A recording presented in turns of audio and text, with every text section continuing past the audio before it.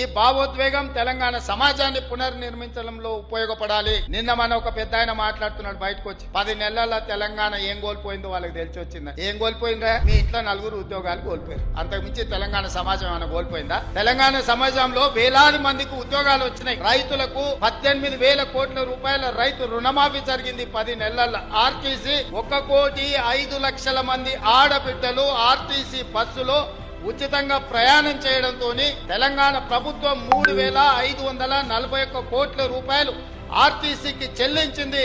ఈ రోజు నష్టాల ఊపిలో కూరుకుపోయిన ఆర్టీసీ లాభాల బాటలో పడ్డది. ఈ రోజు డ్రైవర్లు, కండక్టర్లు, వాళ్ళ కుటుంబ సభ్యులు దసరా, దీపావళి పండుగ చేసుకుంటారు. 200 యూనిట్లు పట్టణాలలో, నగర గ్రామాలలో, తండాలలో కూడా పేదవాళ్ళ ఇంట్లో లైట్ వెలుగుతుంది అని అంటే 200 యూనిట్లు ఉచితంగా ఇవ్వడంతో 49,90,000 మంది కుటుంబాలు విద్యుత్తును ఉచితంగా వినియోగం